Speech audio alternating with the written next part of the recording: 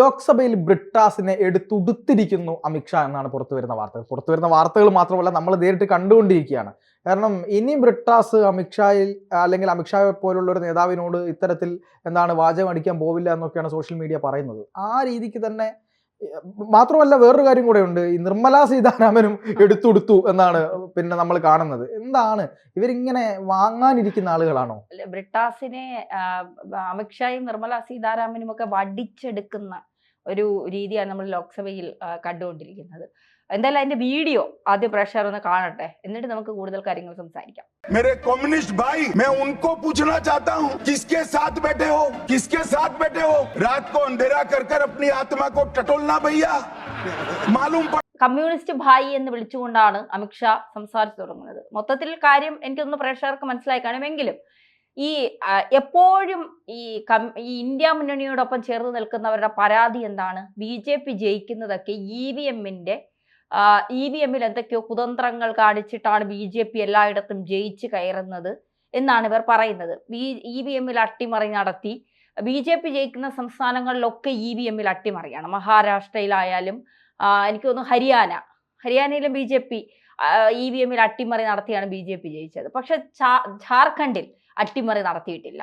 അപ്പൊ പറയുന്നതിനൊക്കെ ഒരു ന്യായം വേണ്ടേ എന്നുള്ളതാണ്. എനിക്ക് ലൂസിഫർ സിനിമയിൽ ബൈജു ചോദിക്കുന്നതും അല്ലെ, ഒരു ന്യായം വേണ്ടേടേ എന്ന് ചോദിക്കുന്നത്, ഒരു മര്യാദ വേണ്ടേടേ എന്ന് ചോദിക്കുന്നത് പോലെയാണ് ഈ ഇന്ത്യ മുന്നണിയിലുള്ളവർ കിടന്ന് തിളയ്ക്കുന്നത്. മഹാരാഷ്ട്രയിൽ എന്തുകൊണ്ടാണ് BJP ജയിച്ചതെന്നും ഹരിയാനയിൽ BJPക്ക് എന്തുകൊണ്ടാണ് വലിയ വിജയം നേടിയതെന്നും കൃത്യമായി അറിയാം. കാരണം രാഹുൽ ഗാന്ധിയെ പോലൊരു നേതാവിനെ ഇന്ത്യയിലെ ജനങ്ങൾ ആഗ്രഹിക്കുന്നില്ല എന്നുള്ളതാണ്. കേരളത്തിലെ എന്നല്ല ഞാൻ ഉദ്ദേശിക്കും, കേരളത്തിന് പുറത്ത്. കാരണം കേരളത്തിൽ കോൺഗ്രസിന് ഇനി ഒരു മുന്നേറ്റം ഉണ്ടാകുമോ എന്നുള്ളത് കണ്ടു തന്നെ അറിയണം.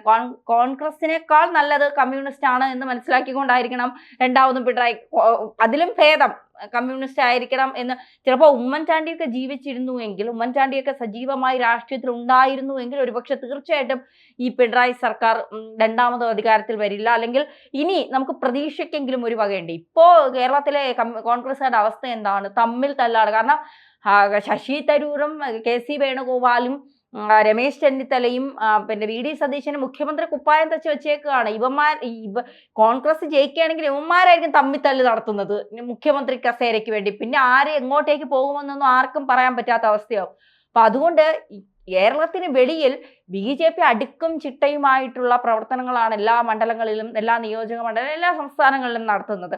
പ്രത്യേകിച്ച് RSSന്റെ കൂടി ഒരു പ്രവർത്തനം. ഇപ്പോൾ BJPക്ക് എവിടെയെങ്കിലും ഒരു താഴ്ച സംഭവിച്ചു എന്ന് RSSന് തോന്നിയാൽ RSS അവിടെ കൃത്യമായ ഇടപെടൽ നടത്തും. അടിത്തട്ടിൽ നിന്നുകൊണ്ട് തന്നെ കൃത്യമായി പ്രവർത്തനങ്ങൾ നടത്തും. അത് പുറമെ ആളുകളെ കാണിച്ചുകൊണ്ടോ അല്ലെങ്കിൽ കൊട്ടിഘോഷിച്ചുകൊണ്ടോ ഒന്നും അല്ല, സോഷ്യൽ മീഡിയയിലൂടെ വലിയ രീതിയിൽ പ്രസംഗിച്ചുകൊണ്ടോ അഭിപ്രായങ്ങൾ പറഞ്ഞുകൊണ്ടോ അല്ല.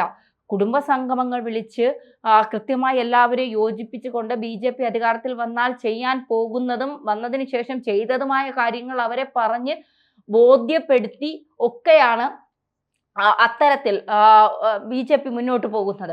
അപ്പൊ അതാണ് സംഭവിക്കുന്നത്. അല്ലാതെ ലോക്സഭയിൽ കിടന്ന ബ്രിട്ടാസ് പിന്നെ തിളച്ചിട്ട് എന്തെങ്കിലും കാര്യമുണ്ടോ പാർത്ത?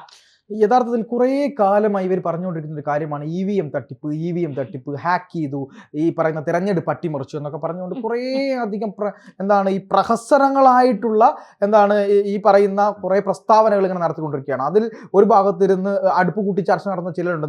നിരന്തരമായി ഇങ്ങനെ ചർച്ച. കഴിഞ്ഞ ദിവസം ഞാൻ ഇവരുടെ ഒരു ചർച്ച കണ്ടു. അതായത് തെരഞ്ഞെടുപ്പിന് മുമ്പേ വിജയിക്കുന്നവർ ഹരിയാനയിലും മഹാരാഷ്ട്രയിലും അതിഭീകരമായി തെരഞ്ഞെടുപ്പ് അട്ടിമറിക്കപ്പെട്ടിട്ടുണ്ട്. അതുപോലെ തന്നെ കഴിഞ്ഞ ലോക്സഭാ ഇലക്ഷനിൽ BJP അട്ടിമറിയിലൂടെയാണ് നേടിയത്.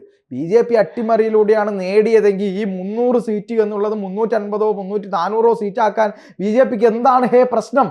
അങ്ങനെ ആവുമെന്ന് എല്ലാ പോളുകളും, എക്സിറ്റ് പോളുകളും പ്രവചിച്ചതല്ലേ. 350-നടുത്ത് സീറ്റ് വരുമെന്ന് പ്രവചിച്ചെടുത്ത് ആ 350-നടുത്ത് സീറ്റ് ഇവർക്ക് മറിക്കാൻ ഇവർക്ക് പറ്റുമായിരുന്നില്ലേ? അല്ല പാർത്ത, ഇടയ്ക്ക് സംസാരിക്കാൻ ശ്രമിക്കുക. അല്ല പിന്നെ അപ്പൊ BJP കരുതി വേണ്ട 400 350 സീറ്റൊന്നും വേണ്ട, EVM-ൽ ഒരു അട്ടിമറി അങ്ങ് നടത്താം, 300 അങ്ങ് നിക്കട്ടെ, EVM-ൽ അട്ടിമറി 300 ഇല്ലെന്നേ. BJPക്ക് പിന്നെ ഒറ്റയ്ക്ക് ഭൂരിപക്ഷം ഇല്ലാത്ത അവസ്ഥയിലേക്ക് കാര്യങ്ങൾ പോയില്ലേ. അങ്ങനെ ഒരു അട്ടിമറി നടത്താൻ പറ്റാത്ത BJP ഒന്ന്. രണ്ടാമത്തത്, അങ്ങനെ ഏറ്റവും പ്രധാനപ്പെട്ട നിയമസഭാ ഇലക്ഷനുകളിൽ BJP ഒരു അട്ടിമറി നടത്തുന്നു എന്ന് പറയുമ്പോൾ ഏറ്റവും ആദ്യം ഇവർ അട്ടിമറി നടത്തുന്നത് എവിടെയാണെന്ന് അറിയാവോ? കേരളത്തിലല്ലേ? അല്ല, ജമ്മു കാശ്മീർ. ആ ഇത്രയും അധികം നമുക്ക് പ്രശ്നം ഉണ്ടാക്കുന്ന ഒരു സ്റ്റേറ്റ് ആണ് ജമ്മു കാശ്മീർ. അവിടെ തെരഞ്ഞെടുപ്പ് നടന്നത് ഒമർ അബ്ദുള്ളയാണ് ഇപ്പൊ ഭരണാധികാരിയായിരിക്കുന്നത്, മുഖ്യമന്ത്രിയായിരിക്കുന്നത്. അപ്പൊ അവിടെ പക്ഷേ കേന്ദ്രത്തിന്റെ പിന്നെ എന്താണ് പോലീസ് സംവിധാനങ്ങളും ആഭ്യന്തരവുമാണ് എന്നുള്ളത് കൊണ്ടും മറ്റു കാര്യങ്ങളൊക്കെ സുരക്ഷയുടെ കാര്യത്തിൽ വളരെ പക്കയായിട്ട് കാര്യങ്ങൾ പോകുന്നുണ്ട്. പക്ഷെ അവിടെയല്ലേ നമ്മൾ എന്താണ് ഈ BJP സംശയിക്കേണ്ടത്? പക്ഷെ BJP അവിടെ എന്ത് ചെയ്തു? അവിടെ പരാജയപ്പെട്ടത് മാത്രമല്ല, ഒരു പിന്നെ കാശ്മീർ താഴ്വരയിലും ജമ്മു ആൻഡ് കാശ്മീർ രണ്ടിടത്തിലായിരുന്നല്ലോ തെരഞ്ഞെടുപ്പ് നടന്നത്. ഇവിടെ ഒരു സ്ഥലത്ത് BJPക്ക് വലിയ മുന്നേറ്റം ഉണ്ടായി, മറ്റൊരു ഭാഗത്താണ് BJPക്ക് പരാജയം ഉണ്ടായത്. അങ്ങനെ പരാജയപ്പെട്ട സ്ഥലത്ത് സിമ്പിൾ ആയിട്ട് BJPക്ക് എന്ത് പറയാം? ഞങ്ങൾ പുതിയ പിന്നെ ഇത് അനുച്ഛേദം 370 പിന്നെ റദ്ദാക്കിയിട്ടുണ്ട്, അതുകൊണ്ട് ജനങ്ങൾ ഞങ്ങൾക്ക് തന്ന വിജയമാണ് എന്ന് പറഞ്ഞുകൊണ്ട് ഏറ്റവും സിമ്പിളായിട്ട് അട്ടിമറി നടത്താവുന്നതല്ലേ ഉള്ളൂ. അട്ടിമറി നടത്തിയിട്ടില്ല. സുപ്രീം കോടതിയുടെ മുന്നിൽ ഹർജി പോയി. സുപ്രീം കോടതി ആ ഹർജി പല വിധത്തിൽ തള്ളിയിട്ടുണ്ട്. വീണ്ടും ഹർജിയായിട്ട് പോയിട്ടുണ്ട്. വീണ്ടും അത് പരിഗണിക്കാനിരിക്കുകയാണ്. അതിനോടൊപ്പം ഈ പറയുന്ന തെരഞ്ഞെടുപ്പ് കമ്മീഷൻ ഒരു വെല്ലുവിളി നടത്തി. CPM-നോട് പറഞ്ഞു, കോൺഗ്രസിനോട് പറഞ്ഞു, RJD അതുപോലെ തന്നെ സമാജ്വാദി പാർട്ടി, പിന്നെ DMK ഇവരോട് പറഞ്ഞു, നിങ്ങൾക്ക് മുമ്പിൽ ഞങ്ങൾ വോട്ടിംഗ് മെഷീൻ ഇവിടെ വെച്ചു തരാം. നിങ്ങൾ ലോകത്തെ ഏതൊക്കെ സൈബർ സെക്യൂരിറ്റി വിദഗ്ധരുണ്ടോ, അല്ലെങ്കിൽ ഹാക്കർമാരുണ്ടോ, എത്തിക്കൽ ഹാക്കർമാരുണ്ടോ, അവരെ എല്ലാം വിളിച്ചോളൂ.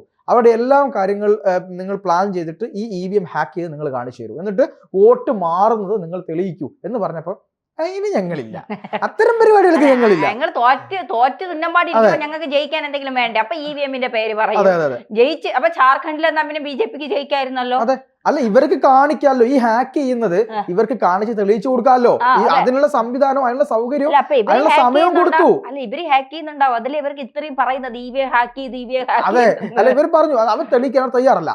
ഈ പറയുന്ന അടുപ്പ് കൂട്ടി ചർച്ച നടത്തുന്ന ആളുകളെങ്കിലും പോയിട്ട് അതൊന്ന് തെളിയിച്ചു കൊടുത്തിരുന്നെങ്കിൽ, മീൻസ് അങ്ങനെ തെളിയിക്കുകയാണെങ്കിൽ നമ്മൾ BJP നമുക്ക് കണ്ണടച്ചെടുക്കാമല്ലോ. അങ്ങനെ ഒരു തോന്നിയാസം ചെയ്യാൻ പാടുണ്ടോ BJP? ഒരിക്കലും പാടില്ലല്ലോ. പക്ഷെ അതുപോലും ഇവർ പറ്റുന്നില്ല. പക്ഷെ തെരഞ്ഞെടുപ്പ് എന്ത് ചെയ്തിട്ടുണ്ട്? അട്ടിമറിക്കപ്പെട്ടിട്ടുണ്ട്. ഈ പിന്നെ ബാലറ്റിലേക്ക് മടങ്ങുന്നത് വരെ നമുക്ക് രക്ഷയില്ല എന്നാണ് പറഞ്ഞുകൊണ്ടിരിക്കുന്നത്. അല്ല, കോൺഗ്രസ് വന്നാൽ അട്ടിമറിക്കപ്പെടില്ല, ജനാധിപത്യ വിജയം. BJP വന്നാൽ EVM അട്ടിമറിക്കപ്പെട്ടു, ജനാധിപത്യത്തിന്റെ മേൽ പിന്നെ എന്തൊക്കെയോ ഒരു വാക്കുകൾ കൂട്ടിച്ചേർക്കൂല ഇവര്. കടിച്ചാ പൊട്ടാത്ത കുറെ ജനങ്ങൾക്ക് പോലും അവര് പോലും അന്തപ്പെട്ടിരിക്കുന്ന കുറെ വാക്കുകളൊക്കെ കൊണ്ടുവരും. ഇപ്പൊ ആര് EVM അട്ടിമറിക്കും? മതേതരത്വത്തിന്റെ മഹാവിജയങ്ങളാണ് ഉണ്ടായിട്ടുള്ളത്. ജനങ്ങളുടെ ജനങ്ങൾ ഈ പറയുന്ന പിന്നെ ഭാരതത്തിന്റെ ആത്മാവിനെ തിരിച്ചു പിടിച്ചിരിക്കുന്നു. ഈ അഴിമതിക്കെതിരെ ഉള്ള പോരാട്ടമാണെന്നൊക്കെ പറയും. കർണാടകയിൽ ഇതില്ല, തമിഴ്നാട്ടിൽ ഇതില്ല, കേരളത്തിൽ ഇതില്ല, ഈ ഒന്നുമില്ല. ഈ തെലങ്കാനയിൽ പിന്നെ രേവന്ത് റെഡ്ഡി വന്നല്ലോ, അവിടെ ഈ പറയുന്ന ഇതില്ല, ഈ പ്രശ്നങ്ങളൊന്നുമില്ല. മഹാരാഷ്ട്രയിലും ഹരിയാനയിലും മാത്രമേ ഉള്ളൂ. നാണമുണ്ടോടെ എന്ന് മാത്രമേ ഈ കാര്യത്തിന് ചോദിക്കാൻ.